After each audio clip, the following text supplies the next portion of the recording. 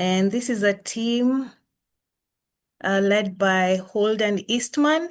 And Holden Eastman is part of a research team comprising of graduate and undergraduate students that are mentored by Dr. Yang at the University of Oregon. Their project discusses food systems and food insecurity with a focus on the student food environment.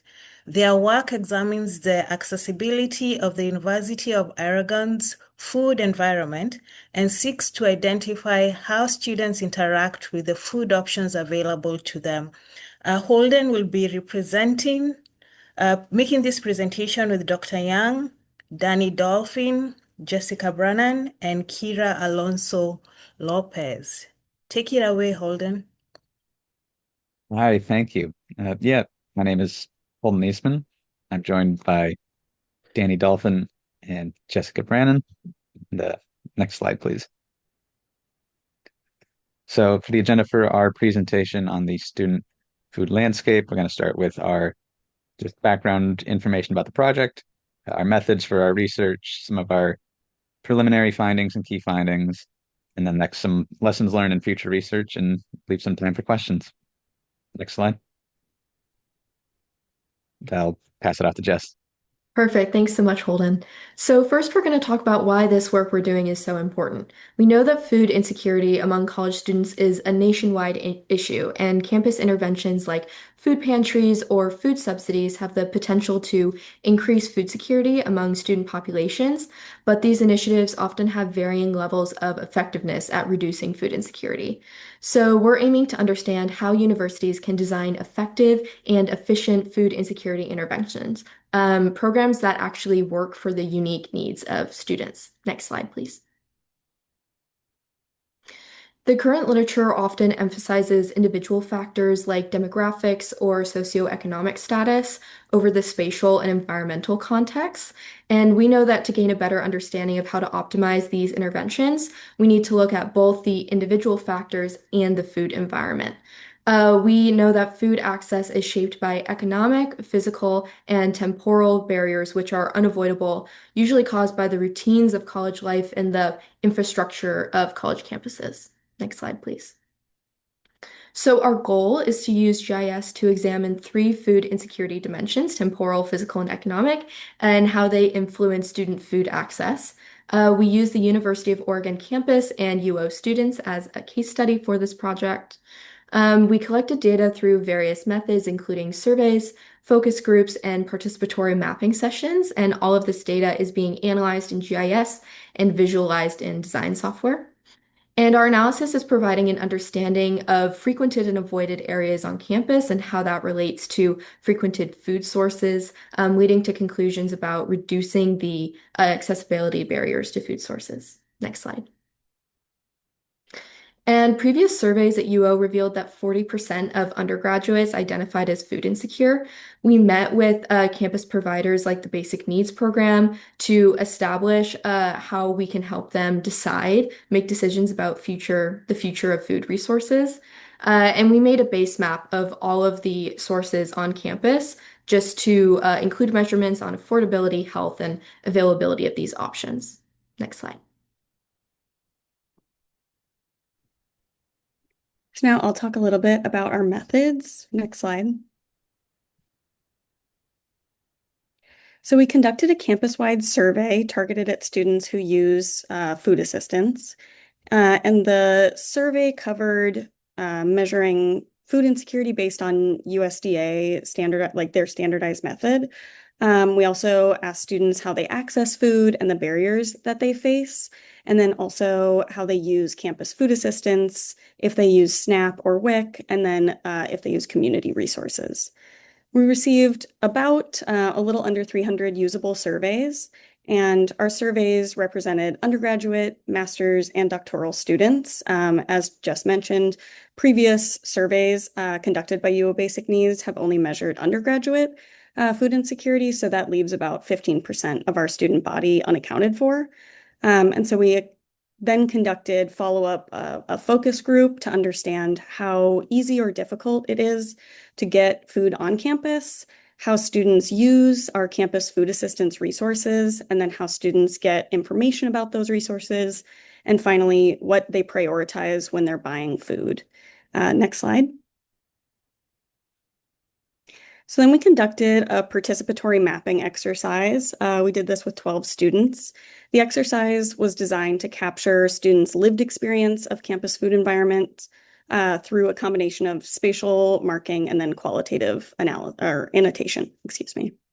So students identified locations on campus, at least 3 that they frequently use. So that includes where they study, their dorm, other places that they frequent, and then marked those locations on a map. And then we also had them mark their food locations that they use, and we had them use different colored dots based on frequency. Students were then asked to reflect on cost, convenience, time constraints, preferences, and barriers, and make annotations explaining why or why not, why they use or do not use locations, food locations on campus. So students then identified the top 5 places that they go for food in all of the Eugene, Springfield area within the urban area. So they identified grocery stores, convenience stores, restaurants, fast food, or campus locations, whichever are the top 5 locations that they frequent, and then ranked them by perceived affordability, distance, open hours, and how healthy they perceive the food.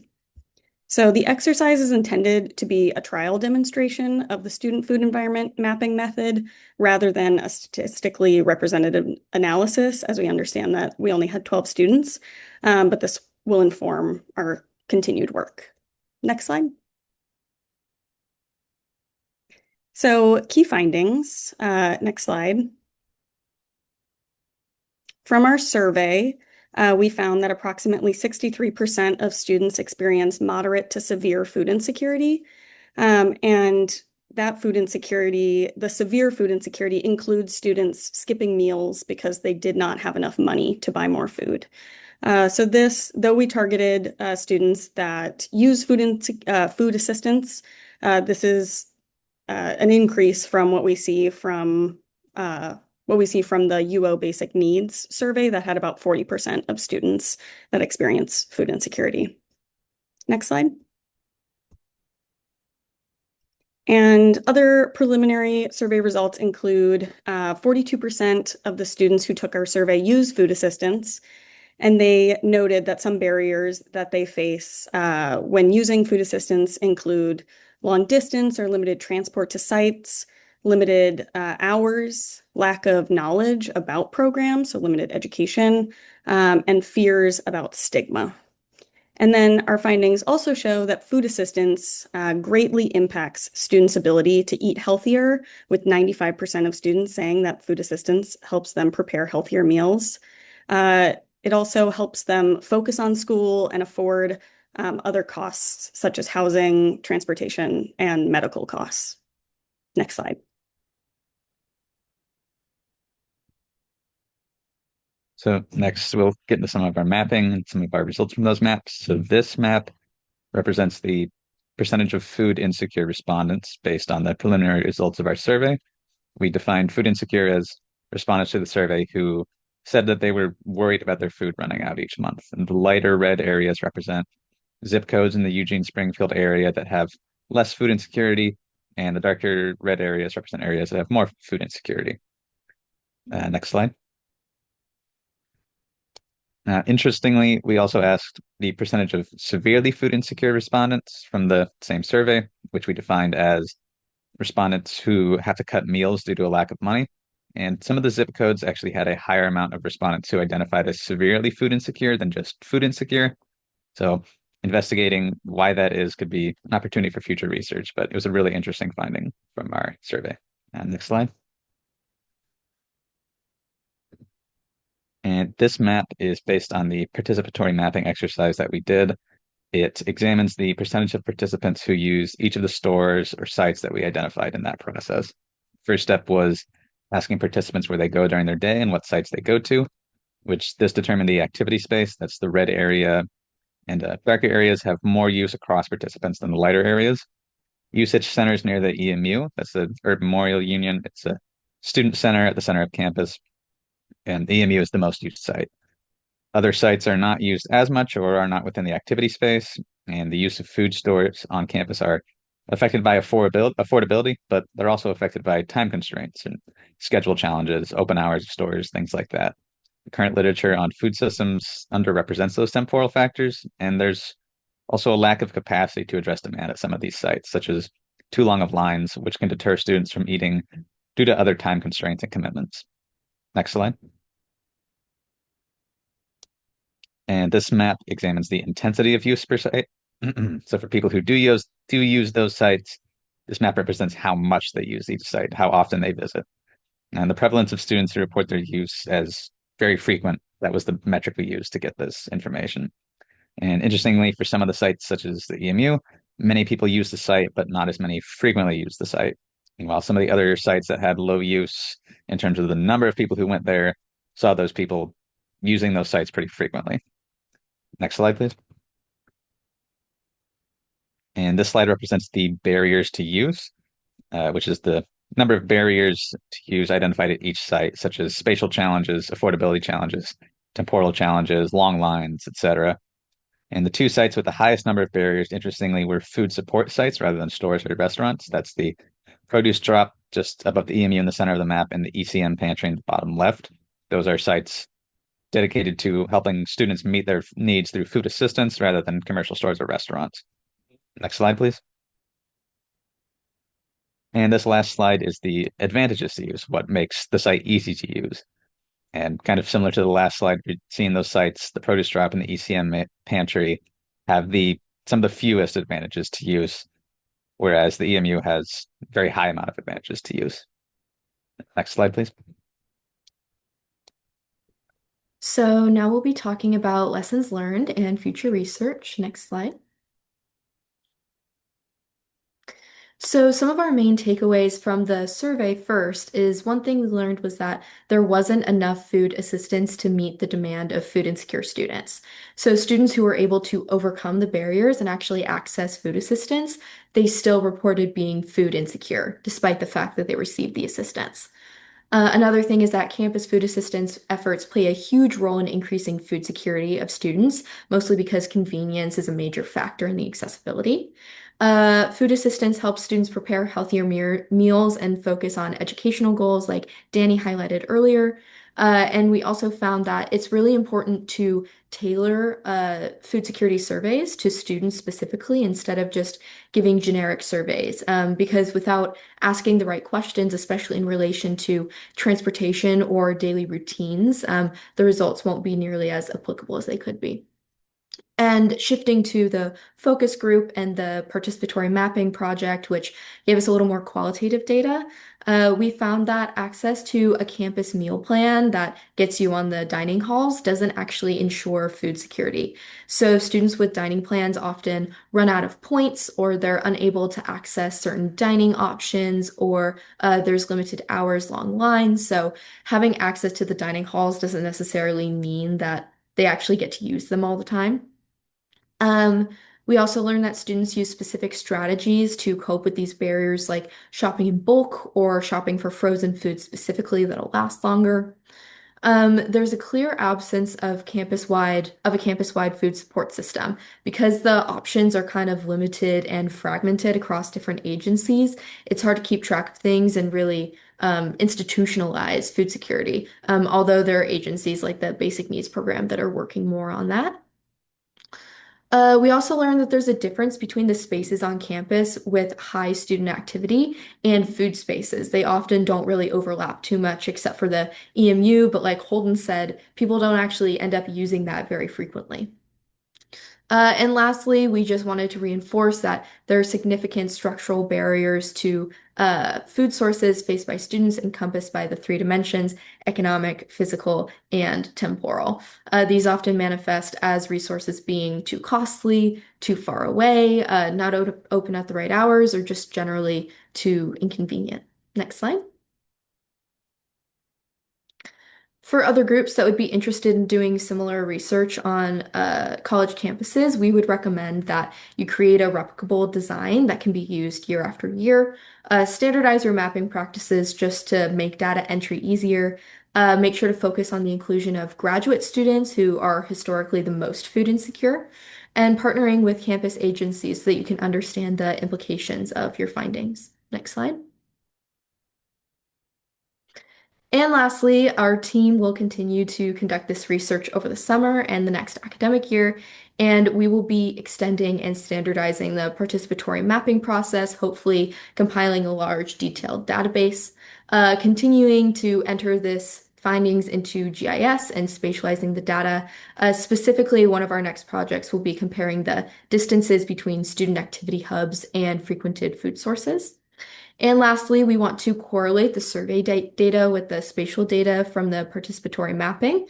So we want to discover the relationships between the use of food sources and the choices made on campuses. Next slide. Thank you all so much. That brings us to the end, and we're happy to answer any questions you have.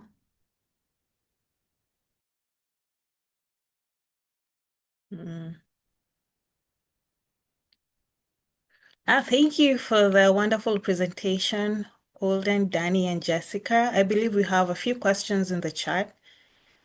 Okay, let me get to the first one. So have you used this research methodology to present this data to internal or external stakeholders?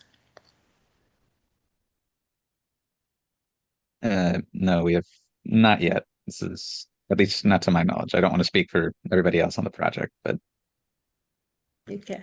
No, we haven't. We did the preliminary meetings with campus agencies, and I think the next step, once we have more of our findings finalized and spatialized in GIS, that's when we'll be able to go and present to them. Awesome. So the next question is, why did you use the USDA definition? That fails to capture most of the student body because of the proximity rule and the income rule because they are dependent on their parents' income. So we used USDA, not the definitions of food insecurity, but we used their measurements of hunger because it's a standardized national survey. So it's easy to compare to other surveys across the US. And then we did it so that, and it's just the first part of the survey. As I mentioned, the survey has 4 components. And the first part is using USDA's definition. So that's, one of the questions, have you cut the size of your meals because you were unable to afford more food? These questions are just standardized. So they're easy to, and they're all, they're easy to measure. And then they're also asking personal. So it's all individual. How have you personally, not household, not including roommates, not including family members, have you personally been able to afford food in the last month? And we also use the month rather than a year because as many of us know, it's human recall is not consistent. And so it's actually much easier to do in the month. So that's why we decided to use it. Okay, I believe we have time to cover 2 more questions. Does the University of Oregon have a student food pantry? And has the data from this project been used to link students to emergency food resources like local pantries? I can take this one. So the UO Basic Needs Program is the main administrator of food resources on campus, and right now they have an off-campus pantry partnered with community resources, and it's actually located at a church. And that has been the main food resource for the past about 5 years or so on UO campus. But they actually are breaking ground right now on an on-campus pantry that's entirely hosted by the university, and that should be opening next academic year.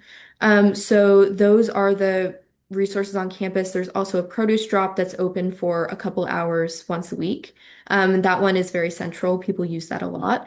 And so part of the kind of motivation for our findings is to help the basic needs program and UO in general determine where would be the best locations for these types of resources and where where and what the student need is for these types of things. So although the new food pantry that'll be opening next year, the location is already set, this is sort of the beginning of many, hopefully, expansions of food resources on campus. Okay. I think the other one has been answered by Dr. Yang, but it was about, is there a website that describes this project or research? This research has been a part of, we've been working with local organizations for the past many years, which I'm not exactly sure on, Professor Yang could answer that question. But those projects have created story maps over the years, and then this will create a larger story map that includes all of this research by the end of this term. All right. Thank you so much once again for the great presentation. And it's a great wrap up for presentation for the environmental theme. And now I'm ready to hand it back to Colleen.